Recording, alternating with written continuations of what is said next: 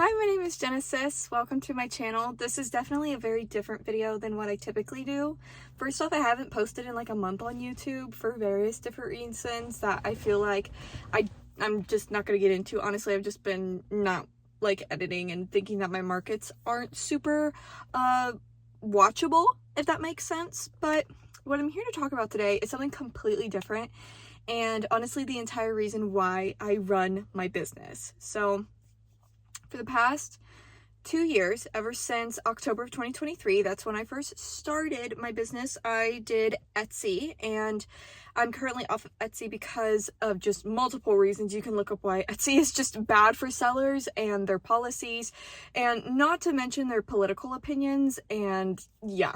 So just a little thing. But I started off on Etsy and I started making crochet stuff, which I still crochet to this day, but it's, you know, just for me, because the charges that I should have been, you know, charging for my crochet, people don't really want to pay. Handmade goods like that, that price for handmade goods is what I found out, especially crochet, when it's such a saturated market at the moment and people just see it as more Shein junk, or thinking I could get that on Shein for cheaper. It's unethical, and again, not gonna go into that, but I started my business because in the previous year, literally in October of the previous year of 2022, I started having a lot of pain, like physical pain within my body, and specifically within my digestive system and like my internal organs, like in that area when it came to processing food. So when I was 17 in early 2019, right before the pandemic hit, I experienced an extreme stressor in my life, which resulted in losing like all of my friends that I routinely hung out with in high school. I lost all of my friends, and I'm not even going to go into that. It's a very stressful situation for me, but because of that stress that was induced, I developed slowly lactose intolerancy. I hadn't drank milk for a number of years because when I found out that milk was just cow mucus, it thoroughly disgusted me and I just didn't want to drink it anymore. And then soon I started to not like the taste of it, and so I was like, you know what, I just won't drink it. Have it in products, yeah, that's whatever, but I just won't solely drink a cup of milk, which is very pushed. I don't know about in other countries, but it's very pushed in the American diet, to drink milk. It's like milk propaganda, like the whole 2000s mustache of milk. And so when for school lunches, there you always get a milk jug, right? You can choose to opt out of it, but I lived in a small rural schools. The lunch ladies would notice and would point it out to you, and, you know, essentially force you to get a little jug of milk. But I digress. So I started to develop lactose intolerancy from this induced stress that slowly started to get worse. First, it was like I couldn't eat sour cream, or I couldn't do cream cheese, and then it started to turn into like just like all cheese and cottage cheese and any type of milk. And then over the years, up until I was probably about 20, it just got worse and worse and worse and worse, to the point now, I'm 23 years old, I cannot eat dairy at all. When I was 20, there was another stressful event in my life called college. And at this point, I'd been in college for 2 years, so this is my sophomore year, so October of 2022. We'd passed the pandemic. You know, the pandemic for me personally was not very stressful for me because I, you know, was in a very privileged situation, so it was not stressful for me. So October of 2022, I was very stressed out from school. I had just gotten in a relationship with my now boyfriend, and we were going through a rough patch, and so it was just a lot of stress. And this brought on a gluten intolerance, which one of my parents had developed later in life as well. So I was not new to a gluten intolerance, and I was not new to eating gluten-free food. But then it was like dairy. It slowly turned into, over the past like 3 years, that I can no longer eat anything with gluten. And same thing with dairy. If I even like microdose myself by accident, it is just a very bad situation. But on top of that, in 2022, I started to experience a lot of physical pain, specifically in like the region where your liver, your gallbladder, your kidneys, and your pancreas is. So like on the right side of my body, where your ribs are, like right underneath there. So I started to experience a lot of pain, so much pain that I would be bedridden for days, not being able to go to class because I would puke up all my food. I would get nauseous every time I ate food, even if it was just like rice and potatoes, because I was a vegetarian at this time as well. I had been a vegetarian at like that point in 2022 for probably around like 6 years. And so I, wasn't eating meat, and that's okay. That's not what caused all of this. It's just another factor on top of it, I guess. But I was having all of these pains, like physical pain, really bad. Like I said, puking up food, getting super nauseous. My stomach was constantly in cramps, like, was constantly having stomach problems, never had a good bowel movement, was throwing up all the time. Like, it was just constant for months and months and months. And in March of 2023, there was one day that I woke up and it was particularly, I can't say that word right, but in March of 2023, it was particularly bad one day. I woke up, my boyfriend and I resolved our issues. Obviously, we're still together to this day, and our relationship is very wonderful and great. It's one of the best things that's ever happened to me. He's a great support system. But we were supposed to go to the Indiana Dunes. Like, he had been before, I never went. It was gonna be a really fun time. It was on our spring break. No one was gonna be there. And, it was gonna be a really great fun time. Well, I wake up that morning, my stomach kind of hurts. So I was like, let me just lay down for a little bit, drink some water, eat some food, It'll go away.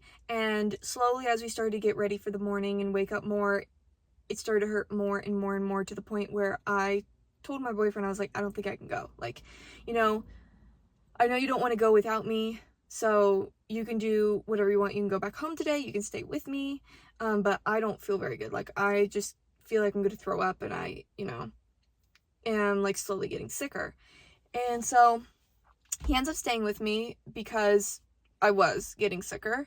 And eventually, by the next morning, I had my appendix out. And I thought that this was going to be the end of all my issues. I was like, maybe this was the reason that everything was hurting. Maybe the reason why was because of my appendix. But I'd known people, there are people in my family, multiple people in my family who have had their appendix out. And I've had friends who had their appendix out. Obviously, this was not the root cause of all of my problems. But I was hoping and thinking that it was. It was not. I had severe abdominal pain after that because my muscles had tensed so bad. From puking like all day. But other than that, that went away. I grew some abs after that. But after that, it all went away, right? So I went to a bunch of doctors in my college town, like just regular general physicians, and I finally got recommended to go to a GI specialist. I set up my first appointment in August of 2023, went to a GI specialist. They tested my liver because that's the biggest organ in the area that I've described. And they did a liver ultrasound, and they tested my blood. And the results came back that I had fatty liver disease, a non-alcoholic fatty liver disease. I already knew that I could not drink alcohol at all. Like, it set me into, like, it was very bad. And on top of this, I had more and more of these weird, like, intolerances coming up. Like, I could no longer eat some spices like rosemary. They would really set me off and make my stomach upset. I couldn't do any sort of squash, like none at all, which I found really weird. And then could not do any sort of alcohol, even if it was like a bread, like a Guinness baked bread, like it was baked into the bread. I couldn't do and say it was gluten-free and dairy-free too. And the alcohol was baked into the bread. I know the alcohol is all baked out, so maybe it was just a mind thing of just smelling the alcohol, but it would make me sick. And so I already knew that I couldn't drink alcohol, so it was non-alcoholic fatty liver disease because of that, and I came back with high cholesterol. The two things are not correlated at all. It just, when they tested my blood for routine blood checks, came back with really high cholesterol. I was 21 years old at this point. And I had a family history on both sides of high cholesterol, but my maternal grandmother, so my mom's mom, had high cholesterol because of medication that she was taking for bone cancer, later in life. And the aunts and uncles and other relatives that have had high cholesterol on my dad's side were all 50, 60 plus, right?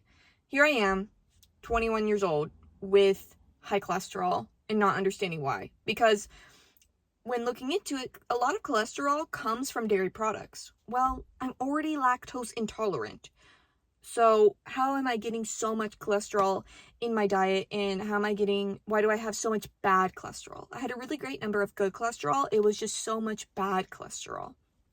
So I come out of this visit with just Crestor, and I continue to have pain. For an entire year afterwards, I would go to doctor visits. Like, I went one to every 3 months, 1 to 6 months, and then a year after that, I continued to have pain, and my GI specialist was just kind of like, I don't know why, it's just a part of fatty liver disease. You just have to kind of deal with it. And the reason why she saw me the 3, 6, and 1 month and 1 year was to test my cholesterol. So by the time I was a year, right? So it'd been a full year since the first appointment. So now it's in 2024. I have officially graduated college. Yay! Master's, I wish. But it was a bachelor's degree in fashion design with a minor in women and gender studies. And I graduated college, and I go to see my doctor in August of 2024. I'm on the hunt for a job at this point. I really wanted to get a job in the fashion field. I really wanted to do something with fashion in Indiana, staying here so I could earn some money to then be able to leave and live somewhere that I really want to live, which at that point in time, I didn't know. Everywhere, especially now in 2025, everything is so expensive. Anywhere I looked, it was not going to be, wages versus how much I was going to have to be paying for bills, groceries, rent, all of that kind of stuff was just not adding up in my mind. But I finally got prescribed omeprazole. Omeprazole is to help reduce the bile in your liver and the acid in your stomach. Your food process is slower, but it's so that your system isn't overwhelmed, and then it can heal anything that is wrong in that system. So it's really used for stomach ulcers and things of that nature within your stomach. Obviously, a stomach ulcer is in your stomach, but it's used to heal those, so it reduces the acid so that your stomach lining can heal. I didn't have an ulcer, but it was used to essentially regulate how much bile, because maybe there was too much bile in my liver, and that's why I was still in pain. So for about a month, until September, it was going really well. And in September, in the end of August, actually early September, I had gotten a seamstress job, and this job was going really well for me. The only downsides were that I was driving from my house an hour and a half there and an hour and a half back home if I was not staying at my boyfriend's place, which would then be a 30-minute drive instead of an hour and a half drive. So I was driving most to every day, 3 hours a day to get to and from work. And this was starting to stress me out because at the end of the day, I would have 1 hour of alone time by myself because I was working 10-hour days for 4 days a week. So I'd get 40 hours and we wouldn't work Friday, Saturday, or Sunday. So I would get 1 hour by the time I would get home, by the time I needed to go to bed in order to be able to wake up at 5:30 in the morning the next day. And this was not working for me. I eventually was having more and more symptoms of essentially the omeprazole reversing over the course of an entire month, to the point where I broke down to my boss, which I regret doing later, but I broke down to my boss saying that I have fatty liver disease, it brings me a lot of pain, and I just need more time at the end of the day to decompress from work. And so I started working 9 hours instead of 10. So that meant I had 2 hours at the end of the day. So this hour meant that I could make dinner and eat it within an hour and then start to wind down. I talked to my boyfriend on the phone every night. The conversation normally lasts 30 minutes to an hour. And so I was, but still it was not enough time for me. And I've been this way since high school. I've always needed 10 to 12 hours of sleep every night, and I was getting 8. I was having horrible headaches all day. I was having just stomach pains out the wazoo.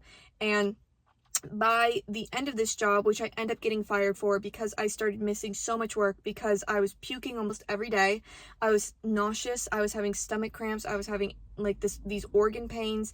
I didn't understand what was, going on, but I couldn't go into work because the pain would get so bad, my vision would be blurred, and then it'd be like pinholed. I could not see anything, and I would need to sit down and rest for 10-20 minutes at a time. And in this fast-paced sewing environment where perfection is needed and you need to be extremely fast at what you're doing, that was not ideal. And so I eventually ended up getting fired from this job because for the reasons of she needed somebody who was more reliable, aka my medical problems are just too much for her and her business to handle. I was very emotionally distraught after that because I felt like a failure. And it took me about a little over a month, maybe a month and a half, to actually recover. And recover, I mean not having, being bedridden every single day and being able to stomach food, finally.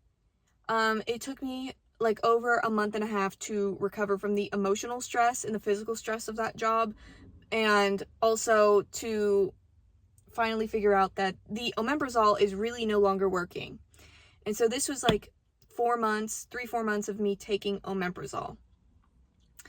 And so I decide I need to go to a new GI doctor because the one I'm on is just pushing me through the ringer so I can pay her bills, and I need somebody who's actually going to listen to me.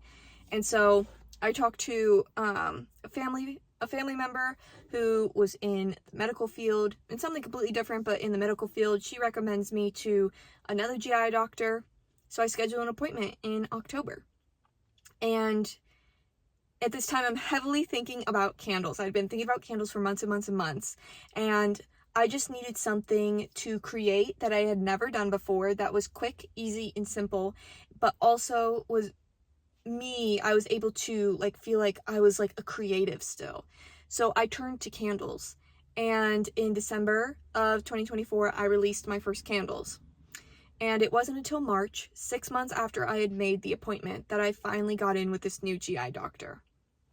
And so I had spent a bunch of money on my business, and there were just a lot of things I had bought in the beginning that I didn't need to buy. I had invested in and I didn't test, and all of this stuff. So at this point, I'm having a little bit of financial strain, but not too bad. I go to this GI doctor. He tests me for this fatty liver disease and tells me that I either never had it in the first place or I miraculously cured myself of it. So, no longer have fatty liver disease, huzzah, or never had it in the first place. And we go into essentially, okay, so I need to get an upper GI done and to see what's wrong. And so my second appointment with this doctor is to get this upper GI done, which he does.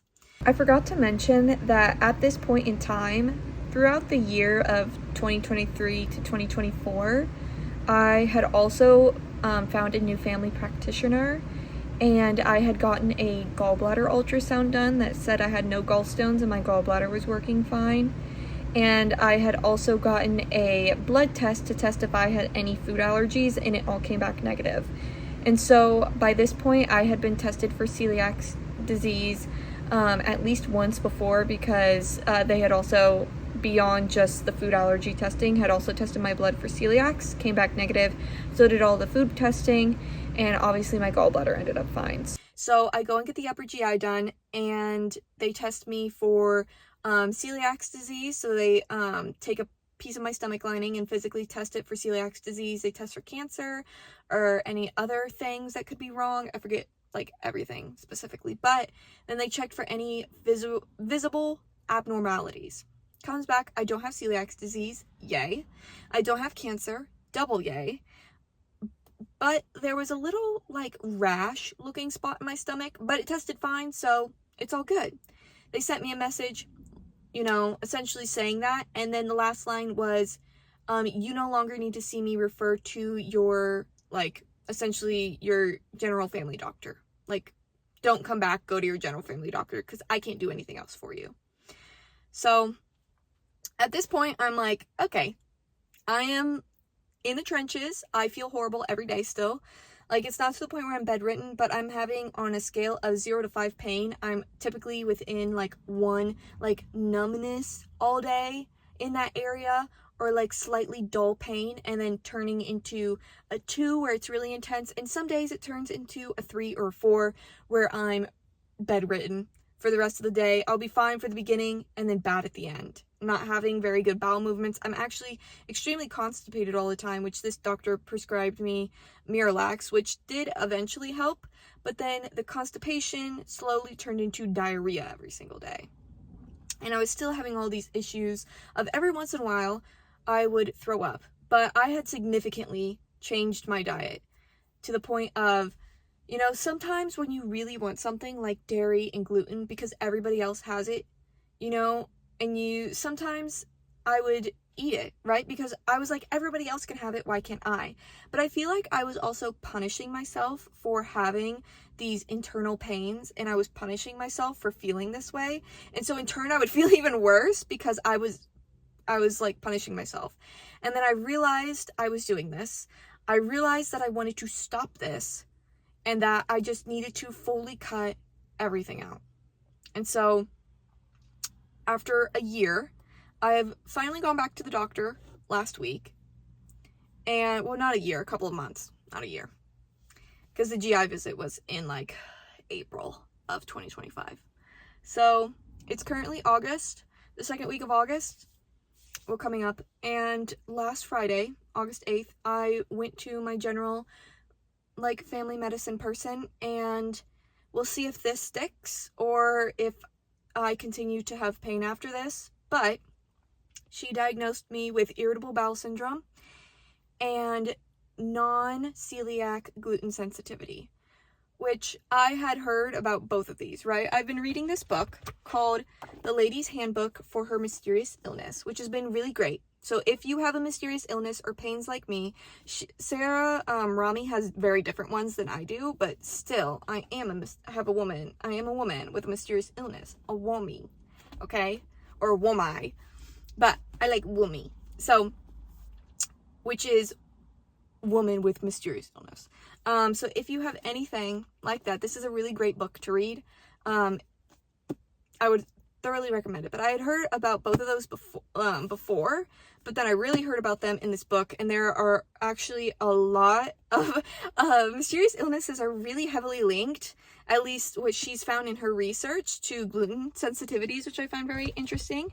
But yeah, so now of August of 2025, I have yet to go pick up my prescription because it was prescribed on a Friday.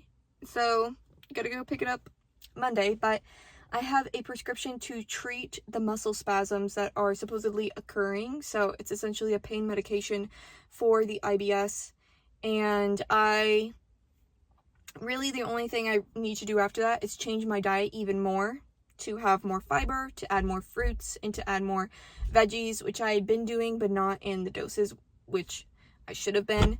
So we'll see if this sticks. But really, I just wanted to make this video, not for pity, not to, oh, this is the reason why I've been gone. Because if this was the reason why I'd never make YouTube videos in the beginning, like in the first place.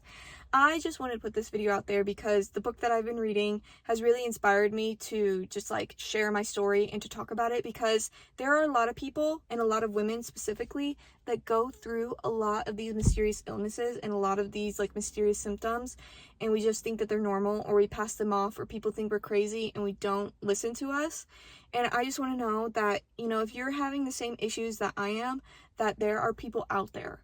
There are people out there with all kinds of issues. You are never alone. You are truly, truly never alone. So I guess if I have any more future updates, I will update. But at the current point in time, I'm currently diagnosed with irritable bowel syndrome, or IBS, and non-celiac gluten sensitivity. Also, I've really found out from reading this book that diet is a really big factor, which I have been changing my diet. At the beginning of this year, was 8 years vegetarian. I turned pescatarian because pescatarian, a lean diet is always what's recommended, and that's, you know, fish and like chickens and stuff. I don't eat chicken. I just eat a lot of fish. And shrimp. I eat a lot of shrimp. Don't know if that really has as much benefits as fish does, but I eat a lot of shrimp. And I'm now officially pescatarian after being 8 years vegetarian, so, yeah, if there's anything else, I'll update you guys, but I just want to put it out there. You're never alone. There's always a support system. There's always people here for you, and, yeah, so, thanks for listening. Sorry, I'm like glistening, I look glowing, but it's sweat. It's sweat, girl, it's sweat. So, I will catch you all in the next video. Yeah, I hope you have a wonderful day. Thanks for listening.